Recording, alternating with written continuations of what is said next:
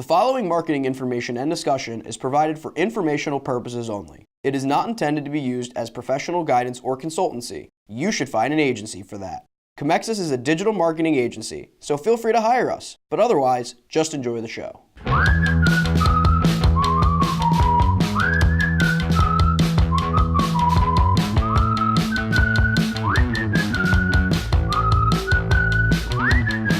Hello everyone, welcome to The Buyer's Journey by Comexis, a discussion-based podcast on the ever-changing marketing landscape that affects how your customers and clients purchase, ultimately optimizing your marketing efforts.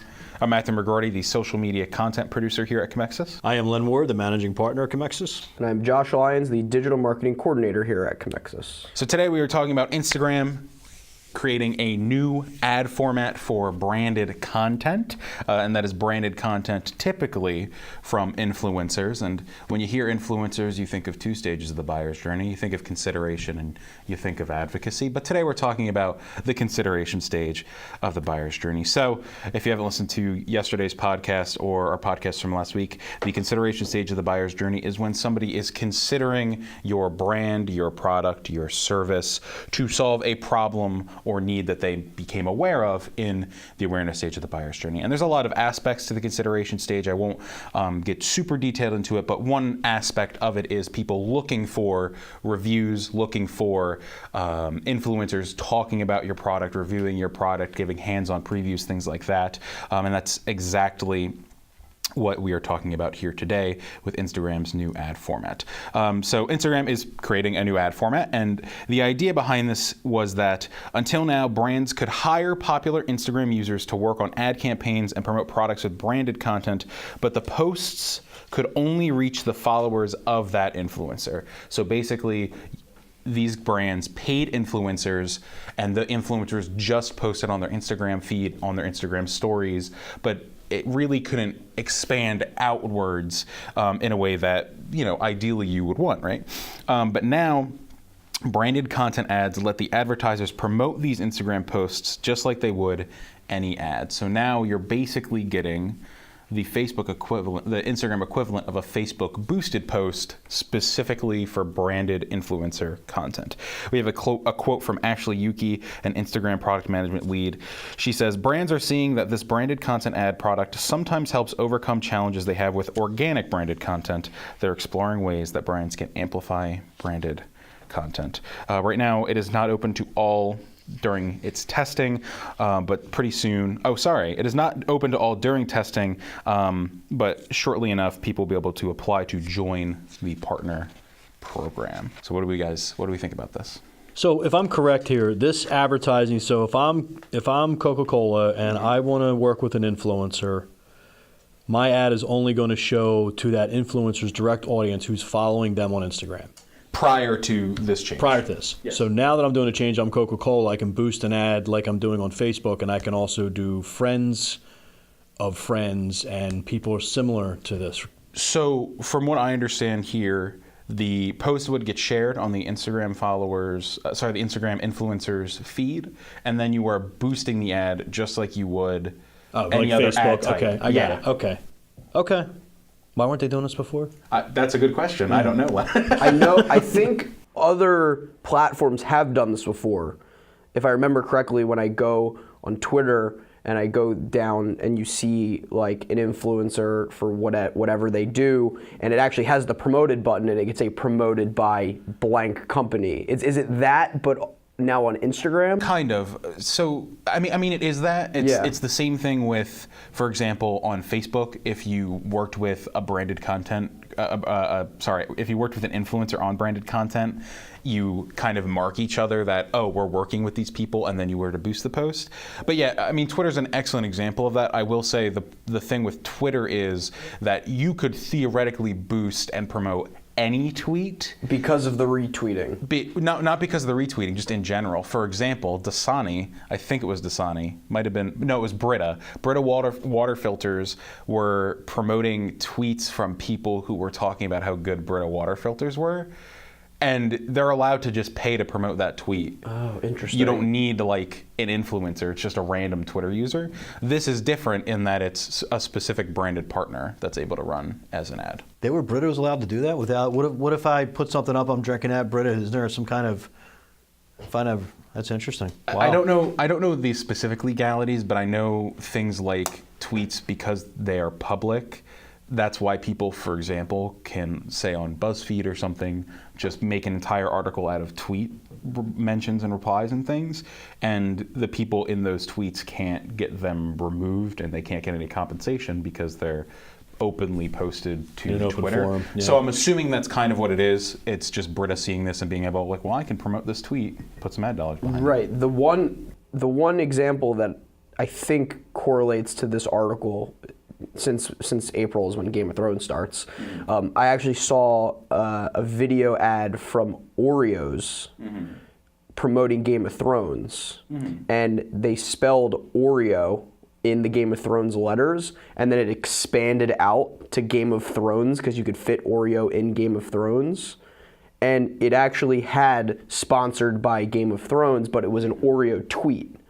So I'm assuming it's basically that. That's just like a brand sponsorship. That's the same way how, like, if Coca-Cola was advertising with the Philadelphia Eagles, that's the same thing. That would be different from something like this. Okay, But I know what well, you're I was talking just about. saying it was going to be that, but on an Instagram side, it would be if Kendall Jenner posted something about Oreos, and then only people on her following could see it, but it wouldn't technically be. That's how it would have worked before this update.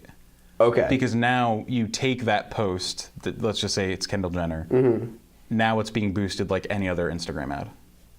So Okay, so you're got it. getting the verification of the Instagram user on top of it, on top going of on it their running feed. as an actual Got it. ad. Okay. So the comparison to Twitter was actually pretty spot on. It's just the problem with Twitter is anybody can really boost any tweet that they want, right?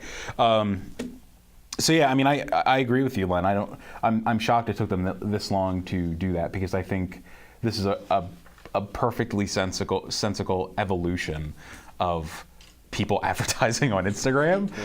It just makes sense to me. Here's some numbers. Instagram has more than 1 billion monthly active users, and influencer marketing on Instagram is expected to be a $2 billion market in 2019, according to Media Kicks, an influencer agency. Just because this is a pretty straightforward piece.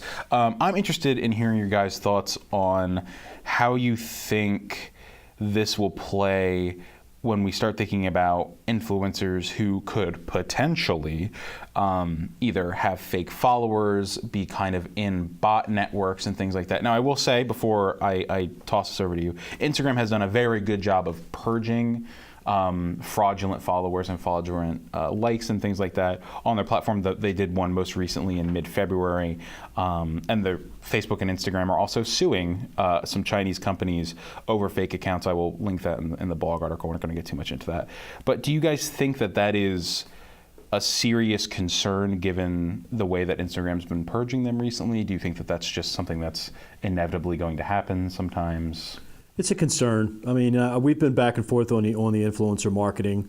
I know, if I'm correct, Rand Fiskin from Moz, who's now runs Spark Toro, I believe his product, Spark Toro, actually, if you go through it, can actually identify who's a legitimate follower or not. So you go to Twitter, his stuff's real good.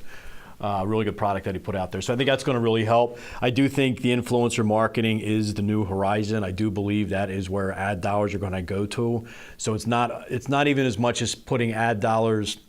We're not there yet. We're probably about 18 months to maybe 2-3 years out to where your ad dollars are not necessarily, you're not thinking about putting it on in a buyer's journey, Facebook, Twitter, things like that.